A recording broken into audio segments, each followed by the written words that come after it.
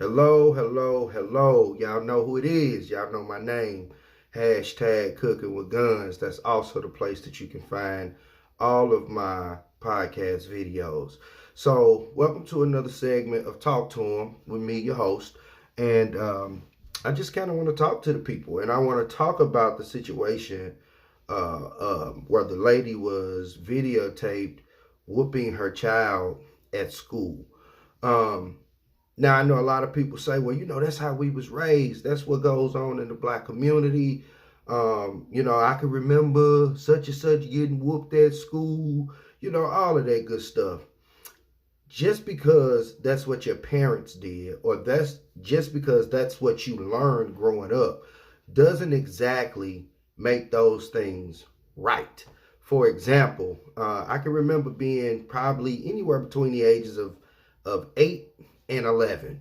And I was at the barbershop. Those that are from St. Louis, I used to go to the legendary Drop Shop 1 and 2. So I was on both sides of St. Louis Avenue. But anywho, um, I can remember the barbers having a conversation. And a lot of these guys were brothers in here. And one of them said something about getting a whooping with an extension cord. And some other guys chimed in like, yeah, I remember I got this whooping, this, that, and the third. And I said, listen, I ain't letting my mama whoop me with no extension cord. That's abuse. So all the guys, the barbershop stopped. They looked at me. Oh, we telling your mama soon as she get up in here, because you don't talk like that. That's disrespectful. Well, unbeknownst to them, I've always been who I am, and I stood my ground even when my mother stepped into the barbershop. They were all in a rush to tell her what I said. And to this day, I've had this conversation with my mom, and my mother doesn't remember this situation at all.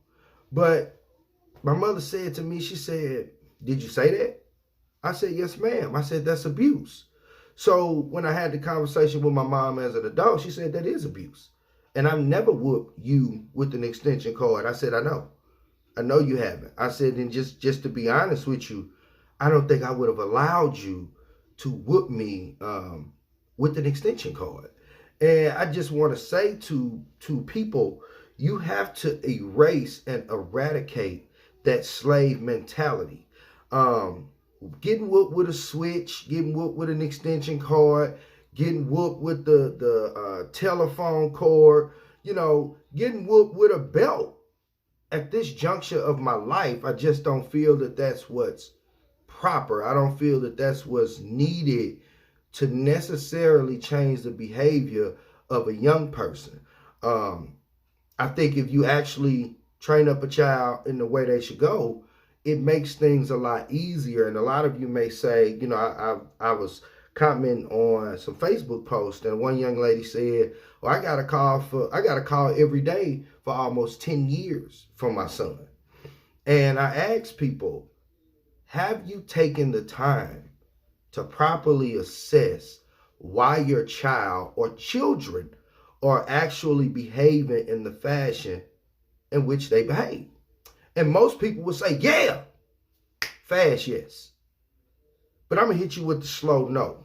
And here are my reasons for hitting you with the slow no. Number one, big reason. I'm just going to come on firing out the gate. Do you understand mental health? Do you really understand how your brain works? Do you understand that a child's brain is not fully developed?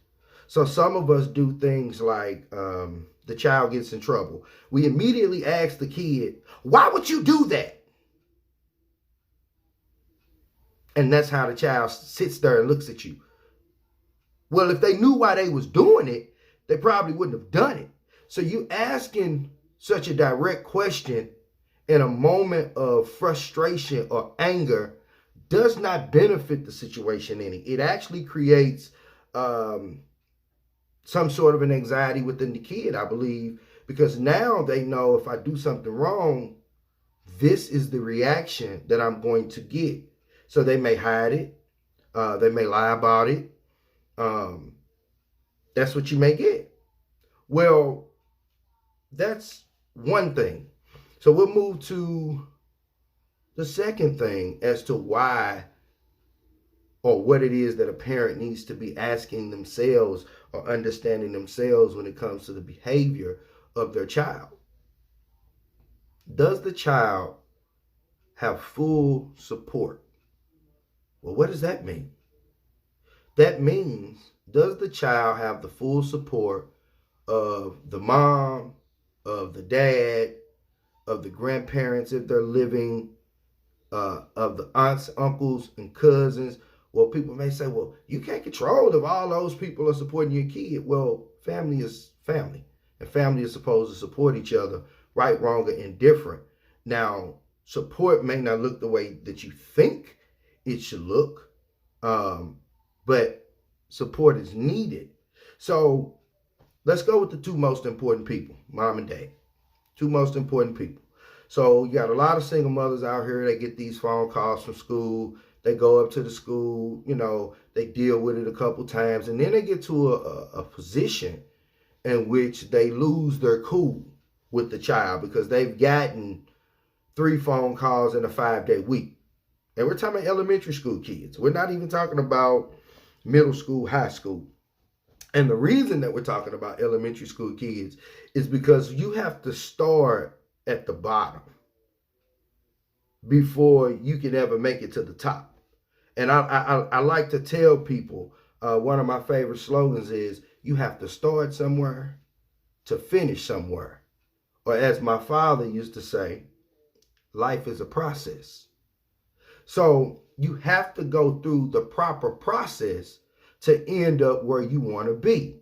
So let's start with the proper process, incorporating the support system, which consists of the primary parents, mom and dad. So let's say dad is not around. Well, in your mind, that's how it always been. It shouldn't affect nobody. It shouldn't affect the kid. Well, you got, I think, 36 chromosomes that you made up of. Half come from mom, half come from dad. So for me, I learned from my father that whenever I would start to pick the hairs on my beard, I would do that when I was in deep thought. And when I started to get to know him, I told him about it. He had a beard just like mine, and he said, cut it low. You do that because you're thinking. I do it too. You end up with a whole bald patch on your face because you thought about what you were thinking about so much, and you're so encased in those thoughts and finding a solution or a remedy to whatever it is that you're pondering about, that you pull that hair out. So he said, cut it low, as low as you can get it. And when you get it that low, you won't be able to pull it, and it'll stop you from pulling the hair out of your beard. Now, this man didn't raise me, but because that was in his DNA, because he was genetically predisposed to doing that, he understood how to help me with that problem. So now, with that being said, you got little Billy that's in class, and whenever Ronald Jr., I'm just going to use my son for example, whenever Ronald Jr.'s dad comes up and actually comes to the classroom to drop off Ronald Jr.'s lunch that's home cooked, little Billy gets an attitude. Well, the mother doesn't know, Billy's mother doesn't know that Ronald Jr.'s father drops his lunch off every day. And sometimes when he walks to the class, Billy sees that interaction. And what happens is Billy gets in his body about that interaction because Billy yearns for that interaction. I'm telling y'all something because I went through this as a young man. I understood, though, why I was feeling the way I was feeling. I had a friend, still my friend to this day. I call him my brother, Lamondo Showers, my man. Lamondo's dad was at every game. His stepdad was at every game. But you wouldn't have knew that was his stepdad because he rocked with him in a certain type of way, like a father rocks with a son. And I was jealous. And not envious, not the green-eyed monster jealous. I just wanted what my partner had. I wanted that feeling. I wanted that camaraderie. I didn't act out in a sense, but it hurt my feelings. It would make me emotional. Well, for little Billy, because Billy's a young boy, Billy's in first, second, third grade, Billy don't understand what emotions really are. And he doesn't understand how to properly deal with his emotions. So his emotions comes out as getting up out of his chair, throwing a pencil across the room, telling the teacher to shut up. When my son say, "Hey, Billy, we finna play mouse today," because that's what they call a killer man. Now they call it mouse.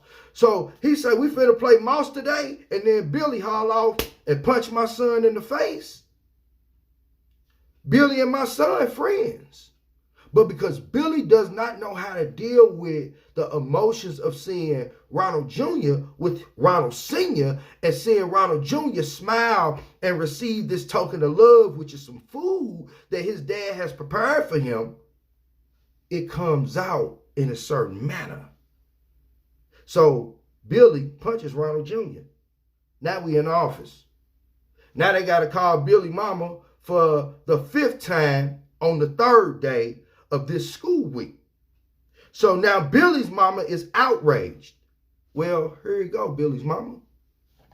Maybe this is a situation for Billy's dad. So now I got to call y'all brothers to the carpet, because these mamas shouldn't be consistently dealing with Billy and a phone call every day. I instructed my son's school, if you have a problem, ring my phone. Well, I've never had a problem with that until this 3rd year of school. He has a new teacher, and this teacher feels like I'm going to call mom, not dad. Well, mom's going to tell you the same thing. I'm at work. I'm at work. I'm at work. I'm at work. I'm at work. I'm at work. I'll talk to him later. I'm at work. Well, dad is not at work. So what is dad going to do? Dad is not going to have a conversation via the telephone.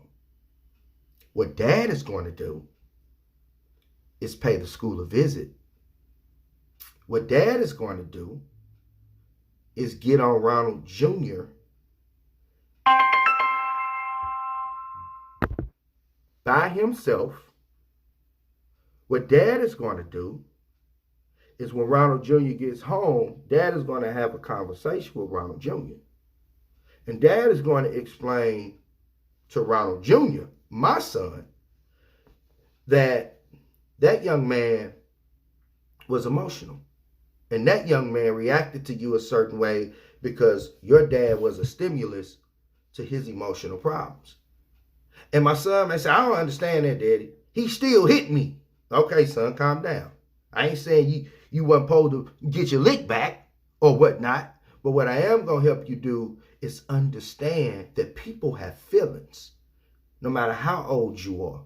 So I put it in terms that my son can understand, and I'll put it in terms that y'all can understand too.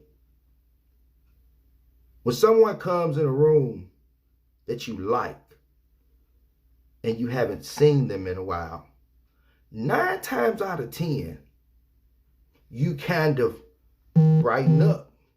You sit up.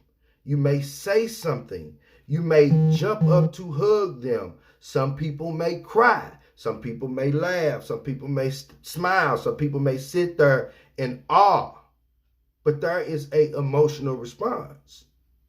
And when you have an emotional response, if you have not been taught how to properly understand your emotions, you can't properly respond emotionally. So with these kids, they respond to their teachers in a certain way because some of them haven't been taught how to deal with conflict. Some of them respond exactly the way they see their parents respond in the home. Parent, guardian, big brother, big sister. If every time they see you in a conflict, they want to cuss, scream, kick, and fight, kids do what they see more than they do what you tell them. So you have to be a better example. So now to bring this all the way back and to hone it all the way in, because I don't want to keep y'all too long. That mom did what she was taught. That mom did what was done to her. That mom continued a cycle of abuse because she doesn't fully understand how the brain works and how the slave master has instilled in her mother's mother that if you don't do what I say, this is how we punish you. And all the consciousness that we've become aware of in 2019 and the years prior to 2019. Why are we still embarrassing our kids to that extent? Why are we still beating our kids as if we have no love for them? Why are we still verbally abusing our children the way Massa did us? Think about it. Y'all know my slogan. The cake is all dough and the ice cream turn to milk. Small change make big money. Thank you for tuning in to Talk to 'em. Please like and share. And y'all know me. I'm cooking something good later on.